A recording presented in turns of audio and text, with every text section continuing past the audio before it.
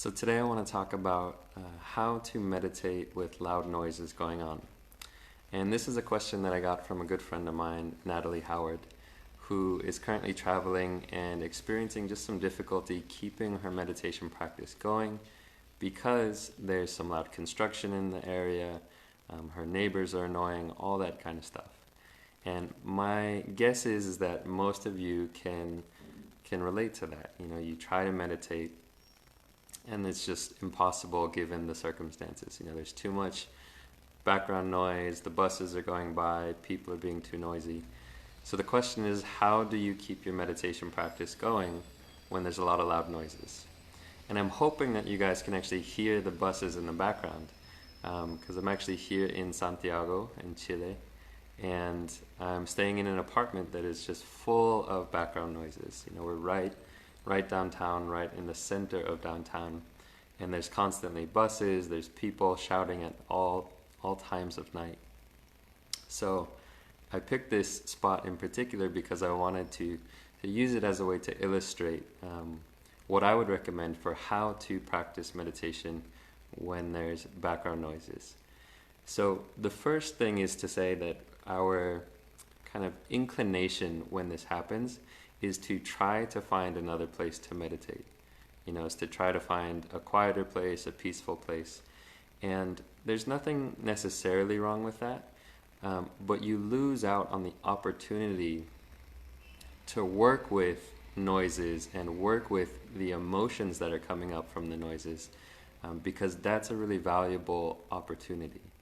And so you can find a quieter place, and sometimes you just need to find a quieter place. Like if you're having one of those days where you really just need the peace and quiet, it's totally fine to go off and find a quieter place. But I want to offer this practice, which is to try to stay with the noise. So stay with whatever it is that's annoying you. If it's construction outside, if it's, you know, a bus going by, if it's someone talking right outside your door, see if you can keep your practice there. And here's why. The thing that's annoying you about the noise, you know, like when that noise happens and you're meditating and the thought comes in, oh, if only this noise weren't here, then I could be concentrated. Then I could focus on my meditation. And it starts to bring up, you know, annoyance and frustration, maybe anger, whatever it is. And it's just such a powerful opportunity to practice mindfulness of your emotions. So turning your attention, instead of focusing on the breath or instead of focusing on the noises, starting to turn your attention to the emotions that are coming up. So when you're feeling frustrated with whoever's talking too loud outside your door, looking at the frustration itself as the object of your meditation. That's where it gets really powerful. So whatever your anchor is for your meditation, let's say you normally focus on your breath, you know, you breathe in and breathe out, and that's your anchor. If you're getting annoyed with the sounds, bring the attention to the emotion itself. So notice frustration and notice what does it feel like in the body. And if you can do that, what you can do, the more often you practice this way, where you're noticing the emotions as opposed to just experiencing the emotion and, you know, assuming that you need to find a quieter place. The more often you practice like this, you start to cultivate this ability to actually be at ease no matter what's going on in your environment.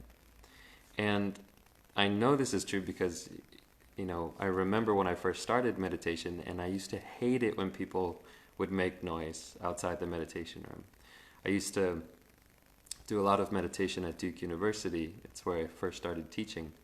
And there was a little basement meditation room. And I remember I would meditate there every morning. And often there would be these maybe like janitorial staff coming through, and sometimes they would take their break right outside the meditation room. And I remember one time somebody was eating a bag of chips, and it was the most annoying thing ever. And I was just filled with anger and frustration. I wanted to get up and tell them to, you know, couldn't they see that this was a meditation room? But over the years, you know, now when I have this experience of some annoyance during my meditation, instead of getting frustrated, I just notice the frustration.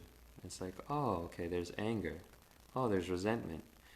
And so, I teach sometimes in Chiang Mai, and one of the studios I teach at is right in the center of the old city. And there's always motorbikes, and there's construction, and there's jackhammers. And now, I can meditate without really missing a beat. And I'm just there in the experience. And that only comes when you learn how to turn towards the experience rather than trying to find a quieter place. So I would really say the best way to learn how to keep your meditation practice going if there's a lot of noises is to start practicing mindfulness of emotions and mindfulness of thoughts. The other thing you can do is you can use the sound itself as the object of your meditation. So you can turn your attention to the sound and see if you can just notice what are the sounds that are coming up. What is the texture of the sound? Instead of thinking, oh, that's annoying, and just assuming it's annoying, to really look at and be curious about the sound itself.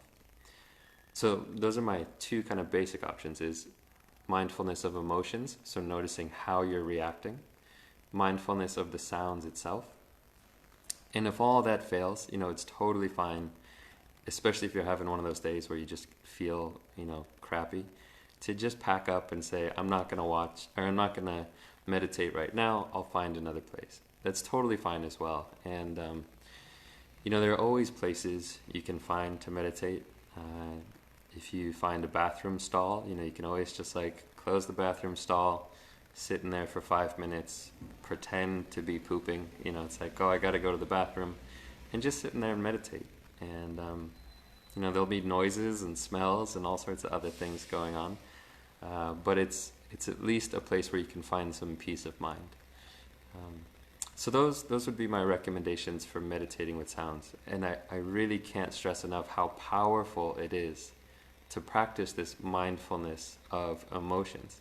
It's not just useful in the context of annoying sounds. It's really every situation where you're getting triggered, stressed, anxious, sad, lonely, to start to learn how to be aware of the emotions and turn towards it with this gentle curiosity.